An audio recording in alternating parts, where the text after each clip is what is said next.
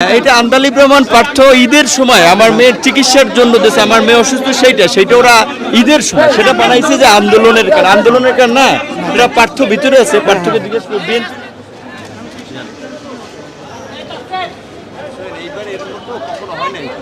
ঝুলানো সাবেক এমপি মন্ত্রী জাতীয় দলের আমরা ডাকসুর ভিপি চোরের মধ্যে ঝুলাইয়া পাও বাইরা ফুটবলের মতো রাজনীতি করা তো অপরাধ।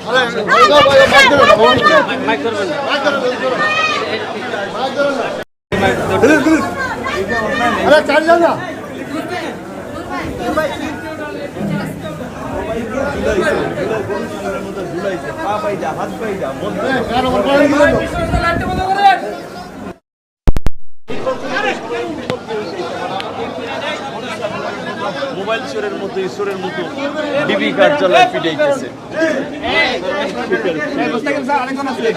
স্বীকারোক্তি চায় যে আমরা মেট্রো রেল আগুন দিছি, আমরা টাকা দিয়েছে, সহতা করাইতেছে, স্বীকারোক্তি নেওয়ার জন্য মারধর করতেছে। স্বীকারোক্তি দিলে তাহলে কিছু করবেন না। এটা আন্দালি প্রমাণ পাঠ্য ঈদের সময় আমার মেয়ের চিকিৎসার জন্য দেশে আমার মেয়ে অসুস্থ সেইটা ওরা ঈদের সময় সেটা বানাইছে যে আন্দোলনের কারণ না, এটা পাঠ্য ভিতরে আছে। পাঠ্যকে জিজ্ঞেস করবেন বিএনপির কোনো নেতা না।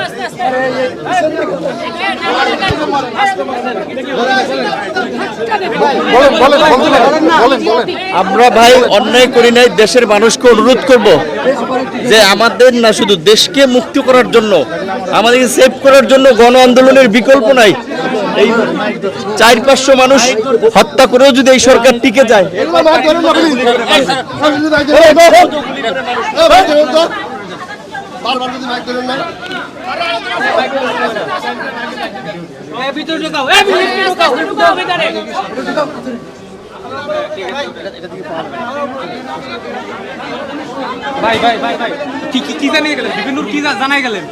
জানাই গেলেন যে প্রত্যেকটা নেতাকে তারা অস্বাভাবিক রকমের অত্যাচার করছে, তাদেরকে মারধর করছে, ঝুলায় পিটাইছে।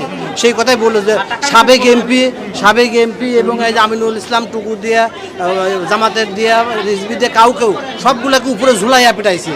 সেই কথা বললো যে আপনাদেরকে বিষয়টা জানানোর জন্য আবার আজকে রিমান্ড দিতেছে। আজকে আবার কী পরিমাণ অত্যাচার করবে সেটা মানে তার বুঝতে নাই।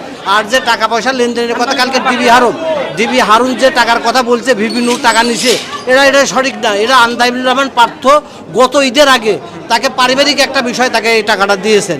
এখন ডিবি হারুন এই কথা বলতেছেন যে এই আন্দোলনের ইয়ের জন্যে পার্থর কাছ থেকে টাকা নিচ্ছে আন্দাবিল রহমান পার্থ, কিন্তু পার্থ স্বীকার করছে যে হ্যাঁ এই ঈদের এখন আন্দোলনকালীন না, এই গত ঈদের সময় যে তার পারিবারিক তার বাচ্চা অসুস্থ সেই কারণের জন্য তাকে টাকা দিচ্ছে। এখন এটাকে আন্দোলনের মধ্যে ডেকে নিয়ে আসতেছে। তা যাই হোক, কারণ রিমান্ডে দেখি মাননীয় আদালত কি আদেশটা দেয়, তার পরবর্তীতে আমরা এটা মেট্রো রেলের ভাঙচুরের মামলা আসছে। জি আমি অ্যাডভোকেট গোলাম সরদার খান জুয়েল, বিপিন।